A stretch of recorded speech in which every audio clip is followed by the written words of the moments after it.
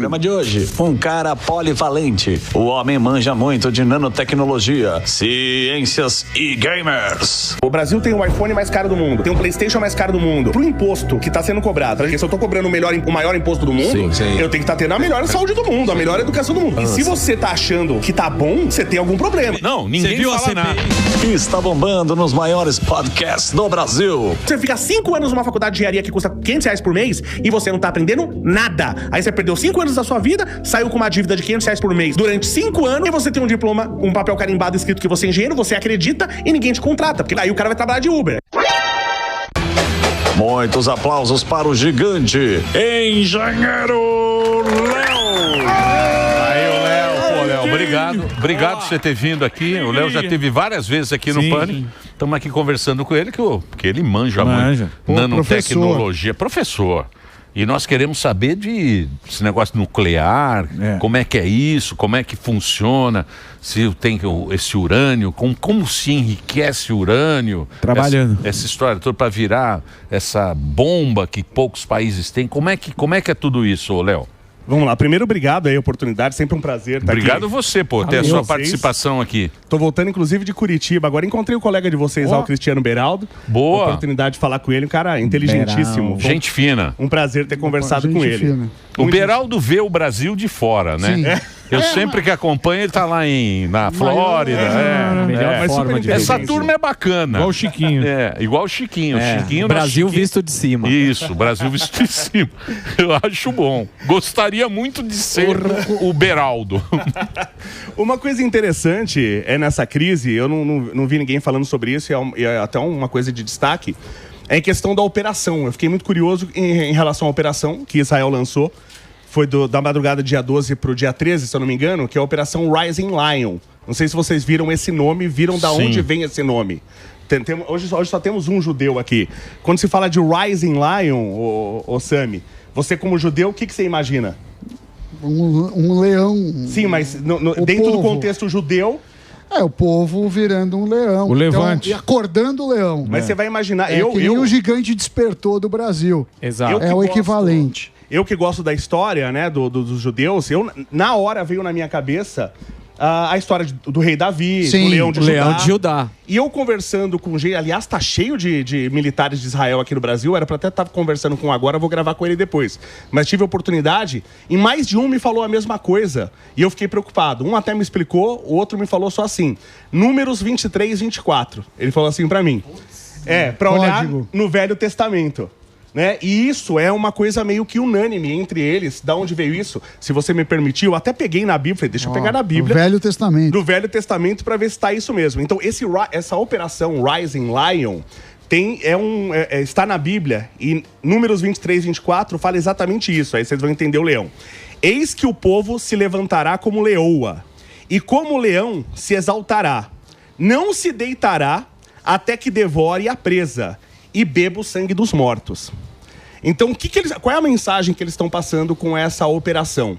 Enquanto não acabar com o inimigo, eles não param. Não mexe com nós. Mas é difícil.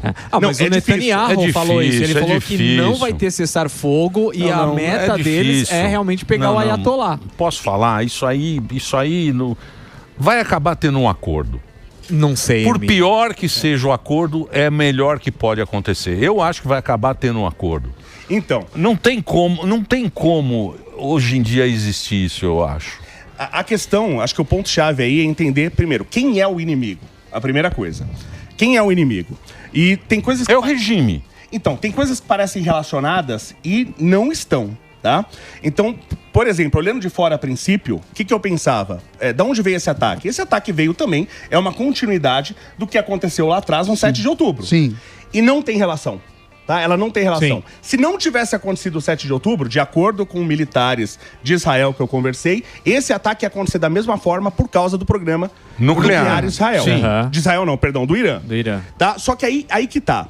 O pessoal gosta de falar, a gente precisa entender o que é o Irã hoje e o que o Irã foi. Eu particularmente gosto da história do Irã como cientista, porque é uma história muito importante. Foi a Pérsia, pô. Então, aí que tá. A gente fala isso, foi a Pérsia. Para os iranianos, nunca foi. Nunca foi. O Irã sempre foi o Irã.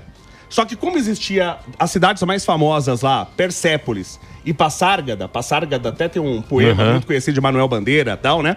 Então, os gregos, conhecendo Persépolis, era polis persa, então é o povo persa. E isso virou para o Ocidente, a Pérsia, até meados do século XX, onde eles vão para a ONU e falam, gente, a gente sempre foi Irã, né? Sempre foi Irã, não existiu para eles a Pérsia.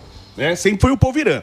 Só que é uma cultura nobre, o povo persa, o povo iraniano, sempre foi um povo nobre, um povo muito nobre. Tanto que o primeiro laboratório de química que se tem notícia foi lá, no Irã, na Pérsia. Obrigado. Então, se você vê tudo que eles fizeram, né, na questão, por exemplo, o álcool que a gente usa há mais de 1 milênio, que a gente usa o álcool como antisséptico. Quem fez a destilação e começou a aumentar, enriquecer, né, o álcool e a gente usar como antisséptico, foram os caras.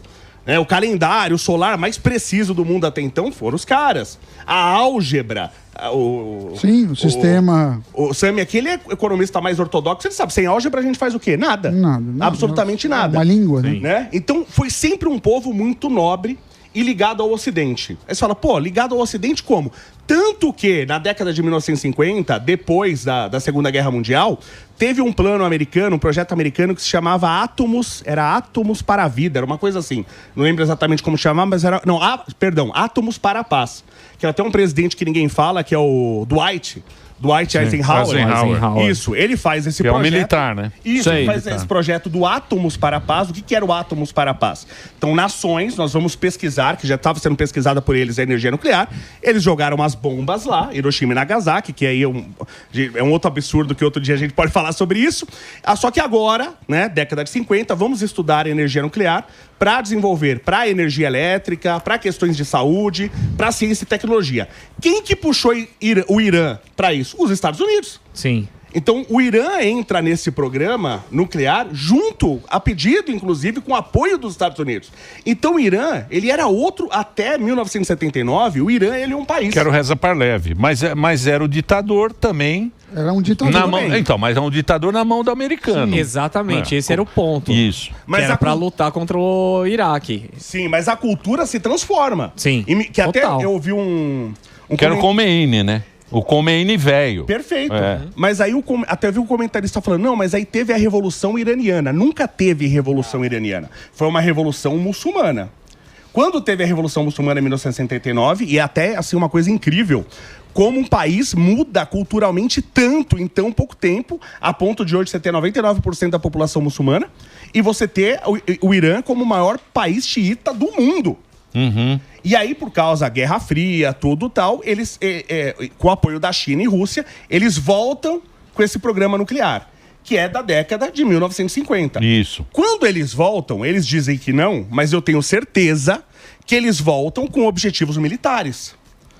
Porque você pode usar a energia nuclear, como é usado no Brasil, para fins de geração de energia elétrica. Que é a melhor que tem, né? É a mais barata que tem. É a mais eficiente. Ela é do ponto de vista energético, né? Custo-benefício. Sim, é que tem a questão do ambiente. Qual é a energia é melhor? É a nuclear? Então, a grande aposta hoje, que inclusive vai mudar a regra do jogo, aí todas as regras do tabuleiro vão mudar. É a fusão nuclear. Aí é outra coisa. Sim, mas essa já é Isso. A fissão nuclear, que é o que se usa hoje, a gente tem inclusive no Brasil, Angra 1, Angra 2, Angra 3, tá? Ela tem seus problemas, porque você usa um material nuclear, material físsil. Então você pode ter problemas. Hoje, você pega os reatores novos, hoje em dia, os reatores de hoje em dia, primeiro, eles trabalham com urânio de baixíssimo enriquecimento, né? Então você tem, acho que, o reator que precisa de urânio mais enriquecido, ele é um da China, que é enriquecido a 8,5%. Você tem hoje no Canadá, você tem até novo esse aí, eu vi esse reator, que ele trabalha com urânio natural. O que é o urânio natural? Quando você pega o urânio é um metal, tá? O urânio nada mais é do que o metal, como é o alumínio, é o ferro, é o cobre, qualquer outro metal. O urânio é um metal, só que o urânio, naturalmente, é o urânio o 238, é o isótopo de urânio 238, o que define um elemento químico é o próton. Então você tem lá 92 prótons, define o urânio. Aí depende da quantidade de nêutrons, você pode ter ele radioativo ou não. Porque eu brinco que um átomo grande é como um castelo de cartas. Então tem que estar todas as cartas certinhas. Se você bota mais cartas fora do lugar, que seria botar mais nêutrons, ele fica instável, esse castelo de cartas. E ele vai emitido, vai caindo carta. Cada carta que cai é uma energia, tem um impacto associado àquilo, né? O urânio que a gente quer, o radioativo, ele é o urânio... Ele tem, no urânio normal, você tem do urânio radioativo 0,7%. É muito pouco. Por isso que a gente enriquece. E para ter a bomba, você precisa ter 100%. A partir de 90% você faz bomba. Diz que o Irã tem 83%. O Irã. Então, é o que falam, né? 83%. Não dá para confiar, né? O Trump tira o Irã desse acordo nuclear em 2018, porque eles não estavam cumprindo nada do que eles deveriam cumprir, já faz tempo isso. Até demoraram para tirar ele. Em 2021, eles tinham a certeza de que eles conseguiam enriquecer acima de 60%. Em 2021, tinha-se a certeza que o Irã enriquecia acima de 60%. Sendo que eles tinham um acordo onde eles eram limitados a 3 ponto alguma coisa, 3,77. Eles não podiam chegar a 4% de enriquecimento. Estava 60. Estava mais de 60. Sendo que quando é acima de 90, lembrando que tem para energia elétrica um limite de 20, ninguém pode enriquecer acima de 20, a não ser que tenha os propósitos militares. E acima de 90% de enriquecimento, enriquecer em quê? Em urânio 235, que ele é 0,7%. Eu quero botar 20, 30. Acima de 90% a gente chama de urânio militar. Ele é feito para armas, entendeu? De acordo, aí eu tô falando o que militares de Israel falaram para mim. Então, mas vamos lá. Quem tem essa bomba, vamos chamar de bomba atômica, né? Que é a bomba atômica. Certo. Quem tem é Paquistão, Rússia, Estados Unidos, Coreia do Norte. Isso. China tem? China, agora eu não me lembro. Índia, perfeito. Índia, Rússia. Reino Unido. São poucos países que tem. Reino Unido acho que não tem. Reino Unido acho então, que não. Mas os países... Tem? Tem Reino Unido? Tem essa listinha eu acho até fácil na internet. Vê aí a listinha na internet. Tem, Reino Unido tem. Tem Reino Unido, né? Então, quem não tem... Não pode ter. A OTAN protege quem não tem. Certo, perfeito. Quem assinou o documento... Porque teve um documento agora há pouco tempo, que você falava, ó, quem saiu, quem tinha era a Ucrânia. Até 94... Sim, devolveram. Até 94 a Ucrânia tinha essas bombas aí, ó. Sim. Por isso que eles quiseram entrar na OTAN. Aí os países assinaram e a OTAN protege os caras que não têm a bomba. Basicamente é isso, né? Sim. E a Israel não assinou. Israel falou, não vou assinar não. Por quê? Então, Israel ele tem um problema porque ela está meio que isolada em meio de inimigos. Então ela tem que ter, no meu entender, Israel tem que ter uma situação militar diferenciada dos outros. É totalmente diferente dos Estados Unidos, que é muito grande, tá, de certa forma isolada da Europa, isolada da Península Arábica, isolada desses países como Irã, Iraque, por exemplo. Ele está, de certa forma, isolada. Você jogar um míssil lá, ou uma ogiva nuclear lá, é mais difícil. E eles têm proteção contra isso. Israel, ele está num foco extremamente perigoso. Onde ele está ali. Ele pode sofrer ataque, literalmente, de todos os lados. Como já sofreu, né? Isso, então ele tem, eu entendo que ele tem que se proteger. Mas o que eu ouvi do militar de Israel, e aí como eu falei, é o que ele falou, eu não imaginaria que já estaria nesse estágio, mas ele falou que o ataque aconteceu agora, que está sendo planejado já há meses, mas aconteceu agora porque Irã, de acordo com ele, de um militar de Israel, Irã estaria a 1 a 2 semanas de estar com essa bomba pronta. E esse ataque é independente dos ataques, por exemplo, de 7 de outubro. Ele é independente. Isso é um ataque que Israel... O que Israel sempre atacou e está atacando com força agora? Então, ele ataca os militares, porque o financiamento está vindo do Irã.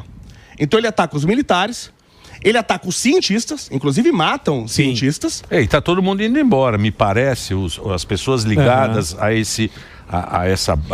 o trabalho, né? Tá se mandando. Não, até eu que sou mais besta já teria ido embora. Picado a mula? Na hora, fácil, né? Porque eles estão matando os cientistas, que são as pessoas que promovem isso, porque é o cara que tá ajudando a matar você. Agora, você sabe de um negócio, Léo, que é engraçado, né? Essa guerra tem que fazer break, é isso? Break. Pô, que chato, hein? Agora que o papo tá ficando bom, vem break. Vamos fazer um breakzinho. Aliás, muito obrigado pela sua audiência. Engenheiro Léo, esse cara aqui é top do top. Fera. O Instagram dele tá aí, ó.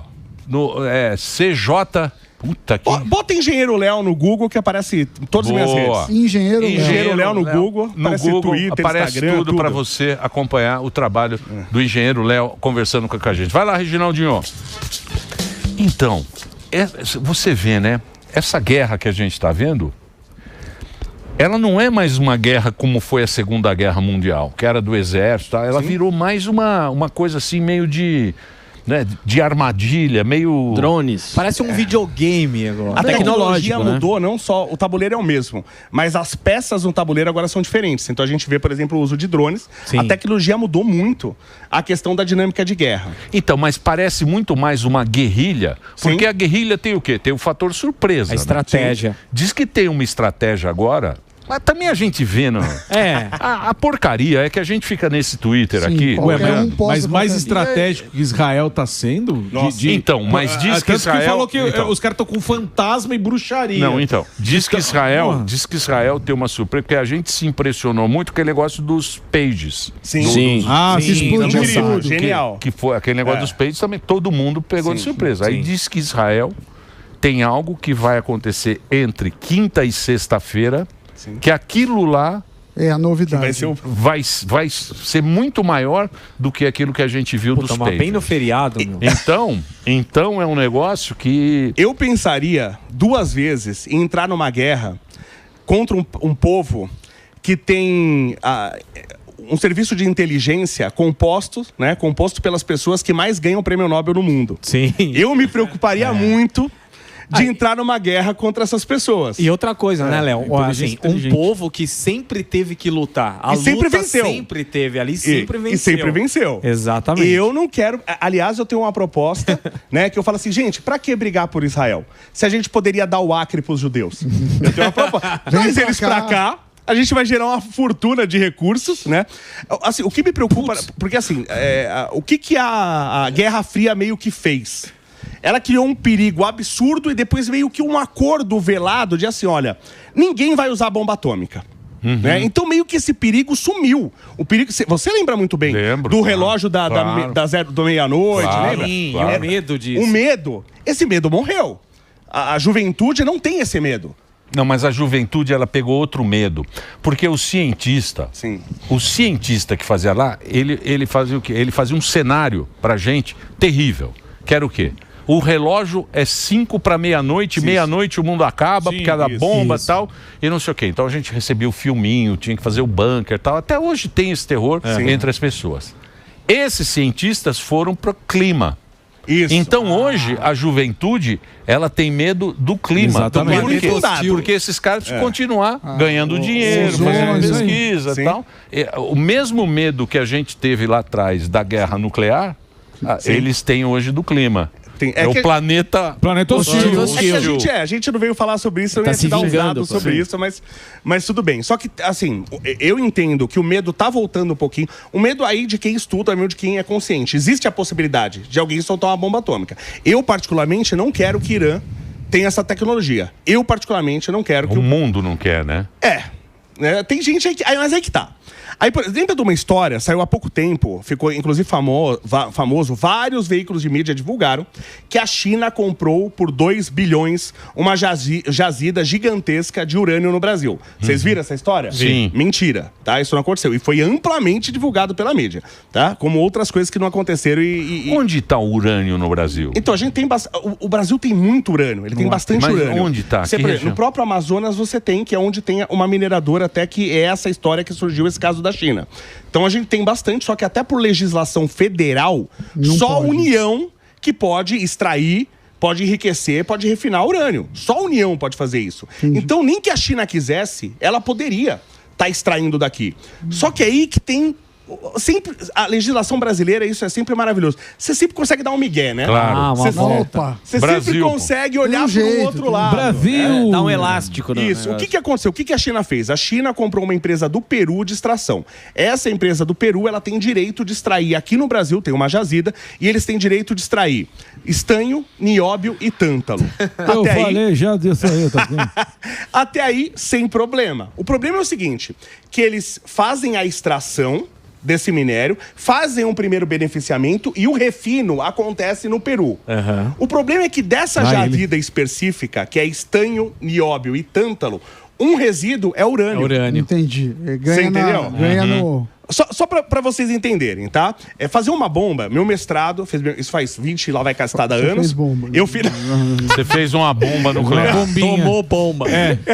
Eu fiz energia nuclear na USP. Foi justamente na área de energia nuclear na USP. Foi o mestrado que eu fiz. Então a gente acabava vendo esse tipo de coisa e tal.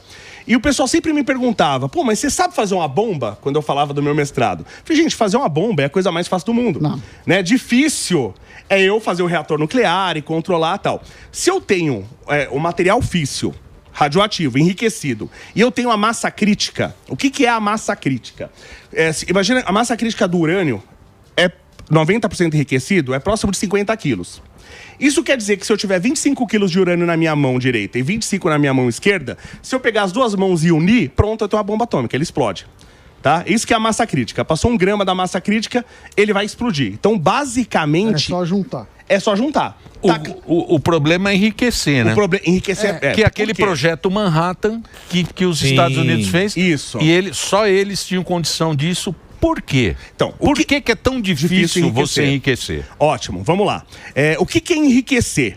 Tá? Isso a gente faz em mineração para tudo quanto é coisa. Imagina que eu tenho veios de ouro em jazida de quartzo, que você tem. Então você tem o quartzo frágil e o ouro, que ele é dútil, ele é maleável. Então o que eu faço? Eu vou lá e quebro, né? Meto porrada em tudo. A princípio, para quê? Para separar o ouro do quartzo, para libertar o ouro do quartzo. Como são dois materiais muito diferentes, eu posso fazer um enriquecimento manual. Eu vou pegando o ouro e boto aqui, e pego o quartzo e boto lá. Separando, eu vou separando. É tipo uma peneira. Tipo isso. Então imagina que eu tenho essa jazida, onde eu tenho 50% de quartzo e 50% de ouro. Aí eu quebro, vou separando. Só que quando tem um ouro que eu pego e vem um pedacinho de quartzo. E tem um quartzo que eu pego que vem um pouquinho de ouro. Então você não consegue 100%. Mas eu tenho aqui agora a minha montanha de ouro com 90% de ouro. Era 50% na jazida. Agora é 90% depois da separação. Isso é enriquecer. Separar o que você quer do que você não quer. E nesse sentido, Léo, foram lá, bombardearam... Isso é complicado, isso é complicado. Vou explicar por que o urânio... Mas vamos lá, por que é complicado? Não, deixa só... Não, eu queria perguntar disso, porque aí bombardearam. Certo. Aí eles perderam o urânio enriquecido. Quanto tempo leva para enriquecer de novo? Porque, tudo bem, eles estão com problema. Você falou que estavam 2 semanas da bomba. Sim. Tem uma bomba Eles já têm a tecnologia. E agora eles vão demorar quanto tempo? Sim. Porque eles não vão desistir desse projeto. Porque eles precisam das ultracentrífugas e eles precisam comprar equipamentos de outros locais, que aí vai depender. Tempo de importação, dinheiro que eles têm. Então, eu não saberia dizer quanto tempo, mas em tese a tecnologia eles já têm.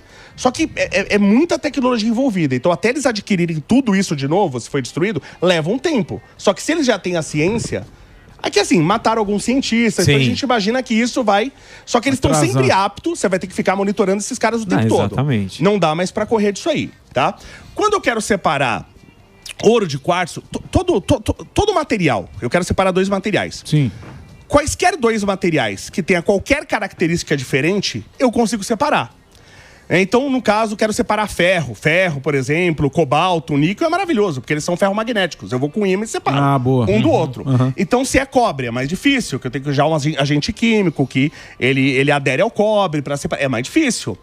O urânio, particularmente, é difícil. Imagina que eu quero separar... existe o morgado e o alba. Só existem essas 2 pessoas no mundo. Inseparáveis. Tá? Todo mundo no mundo só é morgado ou alba. Certo. E eles vêm numa esteirinha. E eu quero separar. Só assim pra nós andar mesmo. O que eu vou fazer? O que eu vou fazer para separar os 2? Usar qualquer característica diferente. Sempre vai existir uma característica diferente entre materiais diferentes? Sim, senão é o mesmo material. Sim. Então, no caso, uma característica fácil que eu percebo dos 2, eu também entro com você, Morgado, é a massa, o peso. Lá vem. Né? Então, Morgado é um pouquinho mais pesado que o alba. Coisa pouca. Certo? Então, eu faço o quê? Na esteira, eu vou botar aqui uma alavanquinha que vai empurrar. Quando ele empurrar o alba, quando o alba é leve, o alba vai ser jogado lá longe, certo? Então ele vai cair num recipiente. O morgado é mais pesado, a mesma força vai jogar ele aqui pertinho. Então eu consigo separar os 2 por massa. É mais ou menos assim que funciona? Isso, cara, por quê? Muito simples. Porque o urânio, eu quero separar, o problema de enriquecer o urânio é que o urânio tem o 2, tem outros, mas basicamente tem o 238 e o 235. 238 é 99,3% do urânio que eu tiro. Eu quero só o 235, que é 0,7%. Só que os dois são urânios. Os dois reagem quimicamente iguais. Sim. Os dois olhando são iguais. Como é que eu separo os dois? Os dois, eles têm uma pequena diferença de massa. Só que essa pequena diferença de massa, por que um chama 235, é o número de partículas, prótons e nêutrons, e o 238 ele tem 3 nêutrons a mais. Só que 3 nêutrons a mais vai dar uma diferença de massa de um pouquinho mais de 1%. Então eu tô querendo separar agora, não é o Morgado e o Alba, é duas pessoas que têm quase o mesmo peso. Então a minha alavanca, ela vai ter que ser absurdamente sensível, precisa. Por isso que eu preciso das ultracentrífugas. Por isso que demora tanto o processo, porque é o seguinte... É muito sofisticado esse processo. Por quê? Porque quando eu tô tentando separar mais ou menos como se fosse por gravidade. Vocês já viram filmes espaciais? Sim. Que geralmente a estação espacial ela é rotativa. Exato. Por quê? Pra você ter uma força centrífuga, uma aceleração que vai simular a aceleração da gravidade. Caramba, que loucura. Tá? Então é isso que eu vou fazer na ultracentrífuga. Certo. Então eu tô gerando como se fosse uma gravidade ou uma aceleração. No final das contas, é perfeitamente análogo à gravidade. Com essa gravidade, o que vai acontecer? O mais pesado é mais puxado. Sim, sim. Então, na ultracentrífuga, o 238 fica para fora e o 235 fica para dentro. Só que como a diferença de massa é muito pequena, tem que ser uma ultracentrífuga. Sim. A aceleração é gigantesca. Absurda, senão você não separa. E quanto tempo, por exemplo, para fazer uma bomba, quanto tempo... vamos supor, tem lá material suficiente para fazer essa separação, quanto tempo leva? Então, tempo assim, do processo todo, porque o processo é muito complicado. Desde eu pegar o minério de urânio, que já tem pouco urânio no minério de urânio. Tá. Aí quando eu tiro o urânio, que já é pouco, quando eu tiro o urânio do minério, ainda tirei o urânio, tô curando metálico. A maior parte dele, como eu falei, 99,3% é o que eu não quero, o 238. Certo. Né? Aí eu tenho que fazer uma reação para transformar esse urânio em hexafluoreto de urânio, que é um gás. Porque na ultracentrífuga eu uso o gás para separar. Entendi. Como é que eu vou separar sólido? Você entendeu a dificuldade? E olha só, é uma dificuldade em tudo. Por quê? Porque eu extraí lá 1 quilo de urânio, vamos supor. Aí me sobrou 99, não sei quantos que mais, muito mais, quilos do urânio 238, que eu não quero. Certo. O que eu faço com esse urânio? Já é um problema. O pessoal tava usando como urânio, olha pro pessoal entender, né? Fala assim, eu preciso para ter uma bomba 50 quilos de urânio. Certo. É muito urânio, mas não é. Porque o urânio, ele tem próximo, só para vou usar uma aproximação só para facilitar ou fazer conta de cabeça, tá? O urânio, ele tem uma densidade próximo de 20. O que isso quer dizer? Que se eu pegar uma caixinha desse tamanho, imagina um cubo com 20 centímetros de lado. Tá? Se esse cubo, se todo esse volume de uma caixinha pequenininha, de 20 centímetros de lado, se ele for de água, se o volume for de água, ele pesa 8 quilos. Tá. Se o volume for de urânio, ele pesa 160 quilos. Cacetada. Ninguém aqui levanta, tá? E você precisa deste volume pequenininho, para ter a bomba, você precisa de 1/3 só desse volume. Caramba! Então dá pro cara entrar com a massa crítica nos 2 bolsos. Putz, e pegar um avião. Por isso que faz esse estrago, né? E se for plutônio, tá? Não são 50 quilos, são 10. Mentira. Aí são 2 pastilhinhas. Tem um cara, não sei se eu posso contar essa história. Pode. Tem uma esfera que ficou conhecida como a esfera demoníaca. Achei que era do dragão. Não. É quase, essa é a demoníaca, não é a do dragão. Isso lá em Los Alamos, nos Estados Unidos, na época do projeto Manhattan, acho que foi em 1944, isso eu não lembro quando foi exatamente, tinha um pesquisador e estava fazendo demonstração para outros pesquisadores com plutônio. Plutônio é uma massa muito pequena para você ter a bomba atômica. E hoje você não precisa nem dessa massa. Porque como que funciona a reação? Eles tentaram também com plutônio, né? Fizeram. As bombas que jogaram no Japão, uma de urânio e outra de plutônio. Nagasaki. O Hiroshima e Nagasaki, a primeira urânio e a segunda plutônio. Eu não sabia. E plutônio é uma massa pequenininha, é o volume pequeniníssimo. A massa pequena é muito menor que o urânio. Então quando você vê aqueles negócios daquelas coisas gigantescas assim... Esse é mas tem um mecanismo. Só pra e a bomba de hidrogênio? Então, bomba de hidrogênio, particularmente, não é muito a minha área. Né? Eu sei que eles fazem a bomba de fusão, que aí você precisa de uma energia muito grande da fissão para gerar a fusão. Não é muito a minha área. Que loucura que foi isso, né? Nossa. Foi na época da Guerra Fria, né? Isso. Mas é excepcional. Esse cara de Los Alamos, esse cientista, ele fez uma coisa muito legal. O que os caras desenvolveram hoje para você nem precisar dessa massa crítica? Porque a bomba nuclear acontece como jogar sinuca. Certo. Você pega um nêutron, divide o átomo, que vai jogar mais 2 ou 3 nêutrons, que divide outros átomos, que vai jogar mais 2, 3 nêutrons cada um e divide um monte de átomos. É uma reação em cadeia, muito rápido, muita liberação de energia. Uma bomba é isso, muita energia em pouco tempo, tá? A bomba é isso. Só que, por que eu preciso de 2 a 3 nêutrons por divisão de átomo? Porque nem todo nêutron atinge o outro átomo. Aí os caras falam, peraí, então eu tenho um nêutron sendo jogado para fora. E se eu usar um espelhinho? Se eu refletir esse nêutron? Entendeu? Eu até respondi uma pergunta que um inscrito o seguidor do Bene Barbosa, que é especialista em armas, se vocês conhecem, um seguidor dele falou assim, e no dia que as armas forem lasers, espelho vai ser blindagem? Aí ele pediu pra eu explicar isso. Caramba. Aí eu expliquei, cada tipo de radiação, ele precisa de um espelho diferente. Então os caras usam, por exemplo, espelho de berílio, né? E usam o berílio pros nêutrons que escaparem, voltarem, para ter outra oportunidade de acertar. Então a massa crítica é muito menor hoje para fazer uma bomba. Aí esse cientista em Los Alamos, ele estava mostrando isso para a equipe. Aí ele pegou essa esfera de plutônio e fez um anel de berílio em volta, que era o espelho para retornar os nêutrons. Aí ele estava com a chave de fenda ali controlando para os 2 anéis não se fecharem. E ele ia aproximando os anéis e aí ia medindo a radiação. E isso ele tomando radiação lá, né? E ele medindo a radiação, em tese segura, né? E aí ele tá lá e, de repente, a chave de fenda ela, escapa.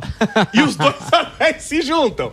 E aí sai um flash, efeito Cherenkov, um flash assim. E esse cara foi até muito bom que ele pega com a mão e separa. Ele salvou todo mundo ali que tava com ele, mas ele morreu. Caramba. Esse cara morreu nessa brincadeira. Lá no Projeto Los Manhattan. Isso que aconteceu. Loucura. Não separe plutônio em casa. Não faça isso não. Que loucura, hein?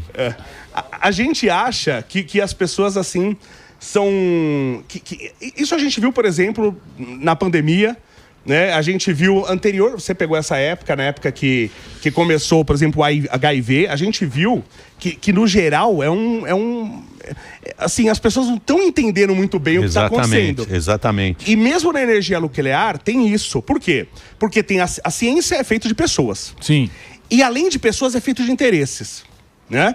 Então eu faço um sistema de segurança, mas às vezes o sistema de segurança é contra o interesse. Por exemplo, olha uma coisa que eu vou falar, aí vocês me dizem se isso é óbvio ou não. Vamos lá. Tá? Então, por exemplo, quem trabalha com radiação, ele usa um dosímetro, que vai tomando radiação junto com você. Sim, para saber quanto você está tomando. Então você tem uma dose anual que você pode tomar. Você não pode tomar mais que aquilo. Então eu tô trabalhando o ano inteiro. Vamos supor que a dose anual, vou jogar um número qualquer, é, sei lá, 120 milicurri. Então eu tô tomando 10 no mês de janeiro, 10 no mês de fevereiro.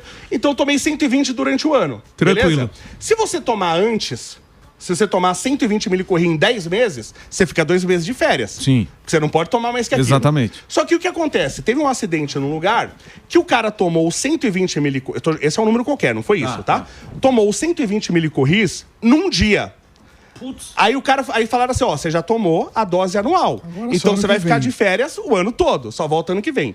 Mas vocês concordam que tomar essa radiação distribuída durante um ano é totalmente diferente do que tomar radiação num único dia? Exato. Você tomar água do ano inteiro em num dia. Mas pra ciência tá tudo bem, não. Eu tô dentro do limite.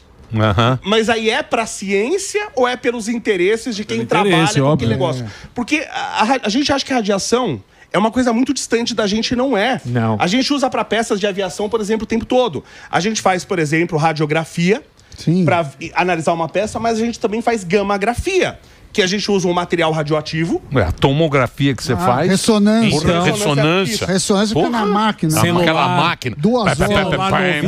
Aquilo lá, paulado. O que você acha disso tudo? Aí você também tá... Eu tô meio... Tá com medo? Eu não sei, eu tô meio triste. Eu fiquei meio... Eu não tô com medo, mas tô um pouco preocupado. Essa escalada nuclear me preocupa. E a vigilância, pra mim, a vigilância em cima de Irã agora tem que ser contínua. Tem uma coisa que me preocupa bastante, tá? Aí até o Sami pode ajudar nisso aí.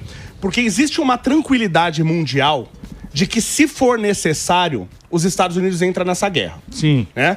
Donald Trump já falou que ele não entra nessa guerra, a não ser que não tenha outro jeito.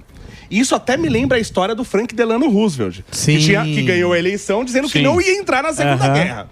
E se ele não entra, talvez todos nós estivéssemos falando alemão hoje. Isso aí. Né? Então é importante ele... Só que aí tá. Aí eu vou dar uns dados aqui, eu vou perguntar pro Sam Dana se dá para entrar ou não. Os Estados Unidos, eles estão numa situação complicada. Os Estados Unidos, ele, por exemplo, ele tem que fazer um pagamento, ele paga muito juros de dívida, certo? Também recebe. Mas quando você pega os juros líquidos, os Estados Unidos, eles pagam um absurdo de juros.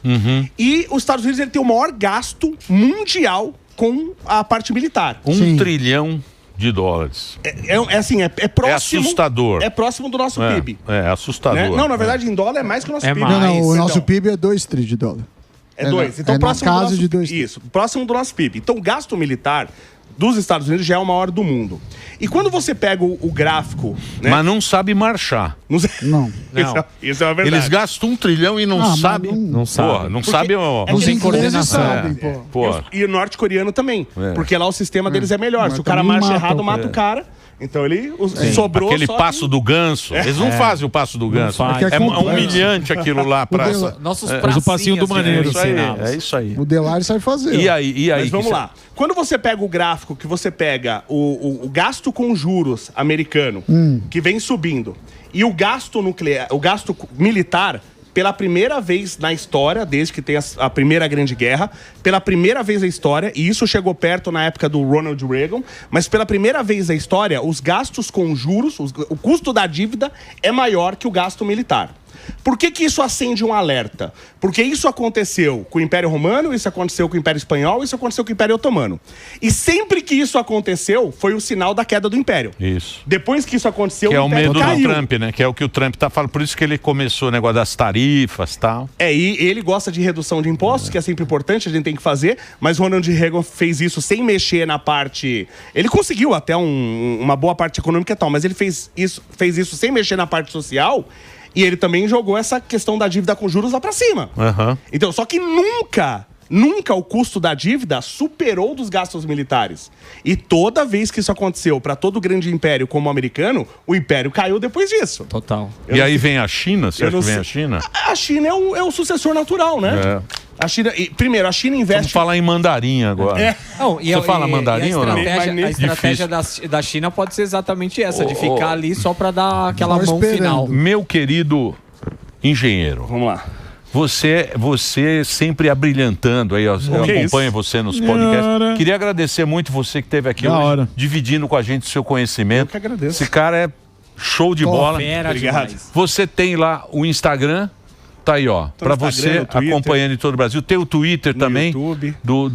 Entra, coloca lá, ó. Você vai colocar Engenheiro Léo no Google e aí você tem todo o caminho pro engenheiro. Obrigado por você ter vindo. Espero que você volte mais vezes aqui. É um prazer. Eu tô com seu amigo também lá no Redcast, tô com o Júnior lá. O Júnior? Tô no Redcast também. Não é nosso amigo, Ele fala que o Emílio é um gênio. Mas ele fala que mas isso é normal. O Júnior é gente boa. Ele só fala pra pedir dinheiro emprestado. Ele é do Red Pill. Ele roubou o bebê Helber. O Helber tá lá. O Helber vem aqui, rouba os convidados aqui. Exatamente. Eu conheci o Helber agora. A gente sabe. Isso aqui é uma máfia que eu vou falar, viu? Vai ter um mensalinho aqui. Mais uma vez agradecendo aqui, ó, o conhecimento do engenheiro Léo, muito bacana. O cara é top de audiência. E você tem que seguir o engenheiro Léo nas redes sociais. Obrigado. Obrigado. Show.